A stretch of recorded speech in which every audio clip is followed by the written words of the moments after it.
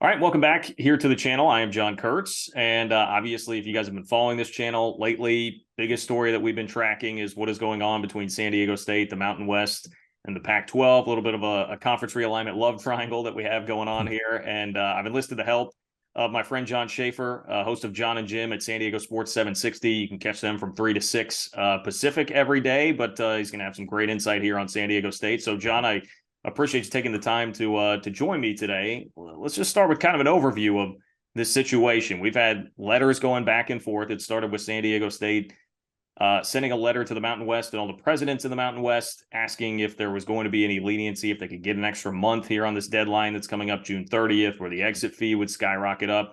And there's just been an email exchange back and forth where now the Mountain West does not seem to want to accept San Diego State, saying, hey, this is not actually a resignation yet. What do you make just of where things sit right now with all this?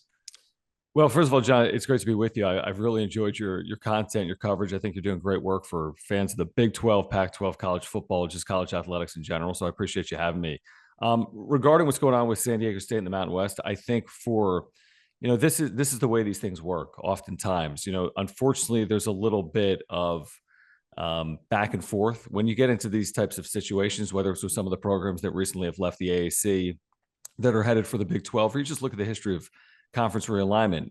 When you get down to this point, it's going to involve lawyers and like legalese, so to speak. So I think San Diego State's been an amazing partner in the Mountain West. I think the Mountain West has been good to San Diego State. I think the relationships have been very good. I think Gloria Navarro is the new commissioner of the Mountain West, has spoken very highly previously of San Diego State. I think she has a very good relationship with the administrators at San Diego State. But at the end of the day, San Diego State's got a decision to make for its future. And Gloria Navarro and all conference commissioners at the Group of Five level, even the Power Five level, understand it. When you have a chance to potentially upgrade the profile of your university and your athletic department and create more revenue, I mean, that's got to be what you're looking to do. So San Diego State was staring down the barrel of this June 30th date and still is. And I think by starting the process when they did, I think it was reasonable and fair. I think from my seat, it's being a good partner to do it, in a June 13th letter and start that process and ask questions as opposed to doing it June 30th to start the process. So maybe San Diego State hasn't gotten what they've wanted from the Mountain West. Maybe there'll be some type of negotiation back and forth to extend the date,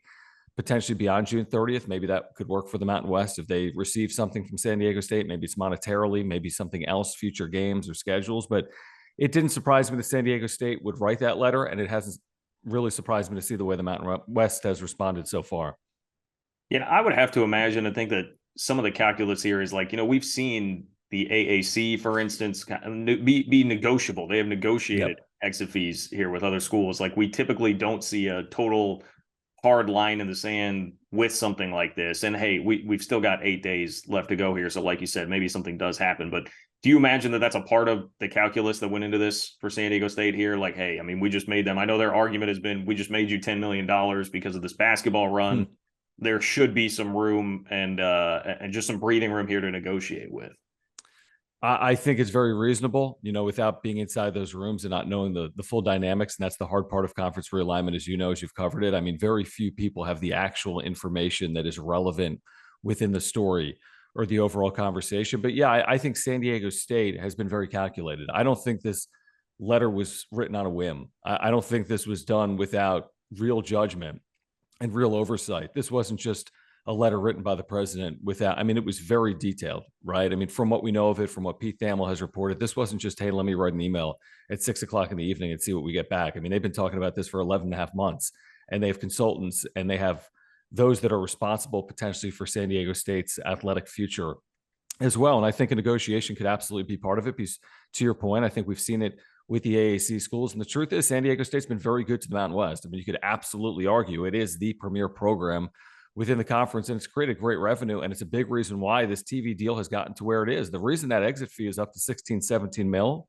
is because that's 3 times the annual TV share, which is a decent number right now for the Group of Five. I mean, you're in the 5.5, 6.5 range right now for the Mountain West. And unlike the AAC, they're not paying to create programming. They're not paying for distributions. I mean, it's been a pretty favorable deal, nowhere near the deals, obviously, that we're seeing in leagues like the Big 12. We'll see about the future of the Pac-12, but San Diego State has earned its share for the Mountain West. And I do think ultimately a negotiation likely will be reasonable and fair for both sides.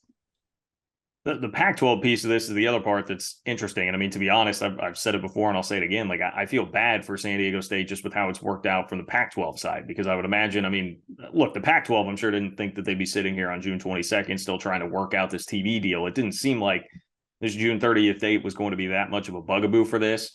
I guess how much optimism do you feel around there, whether it's fans, administration, whoever it might be, that the Pac-12 is going to be able to get something done at the 11th hour here before that deadline?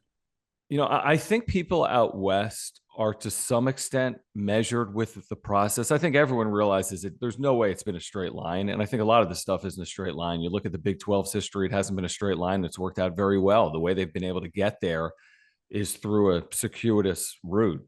And I think the Pac 12, what's challenging with the situation is their commissioner in their office has been so silent. And is that calculated? I think you have to say at this point, it likely is over the last 4 or 5 months. Now, what is happening behind closed doors? What's happening in those meetings with the individual schools and also with potential TV partners? That's really hard to know. But, you know, it's obviously not the ideal situation for the Pac 12. Now, how does it all finish in terms of not just the dollar figure, but the exposure, right? That's the two sides to the coin. Are they able to get the exposure that is necessary for, the 2020s and even into like the 2030s? And are they able to get the dollar figure? And if they get the dollar figure, how does it impact exposure? And if they get the exposure, are teams willing to take less in the dollar amount? So, I mean, from my perspective, and I cover it, every single day with that San Diego State angle, and I live in like a Pac-12 footprint of being in Southern California. I think there's a belief that the Pac-12 will find a way to present a TV deal to its partners. I think it's hard to envision that doesn't happen. I think a lot of people think that the TV deal will be comparable to the Big 12s. Now, regarding exposure, I think that's the unknown. Where are these games ultimately going to land? But I don't sense the same panic that I sometimes sense in the social ecosphere that's going on sometimes between the Big 12 and the Pac-12. And I understand it. But I think ultimately the Pac-12 is going to be able to land a TV deal that provides exposure for its schools, would be my guess. And I would imagine that the fan base, that like San Diego State fans are much more open to even with some of the struggles of the Pac-12 here with the TV deal, but they would be much more open to that than the Big 12, right? Like it just makes so much more sense, obviously culturally, sending your Olympic sports. I mean, there are a litany of reasons there, but is that the general feel there?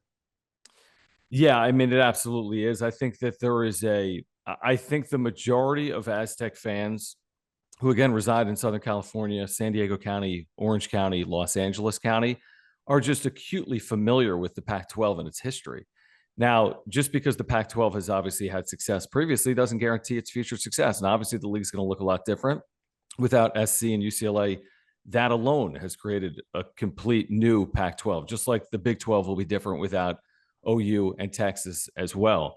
So I think by and large, San Diegans and supporters of San Diego State are more familiar. I mean, you gotta remember this alumni base is based in the West by and large, right? San Diego State's alums aren't from Kansas and Texas and Oklahoma. They're from Oregon and Washington, California, and Arizona. They're very familiar with the brands and the schools in those areas. So I think the Pac-12, if all things are equal, if the Pac-12 lands a TV deal that provides exposure on television that's comparable to the Big 12, I think most San Diego State fans would prefer that route. But if things aren't equal, if the money's off by 25%, if the deal is entirely on streaming, for example, I think at that point, you really have to take a good hard look at the Big 12. And I think a lot of people at that point would say the Big 12 is the better option. And I think there's a lot of advantages to the Big 12. I think there's some disadvantages as well, most notably the geography, the footprint, and the travel. But if you added a San Diego State, maybe one or two other Western programs, and maybe in sports outside of football had some type of Western division or Western footprint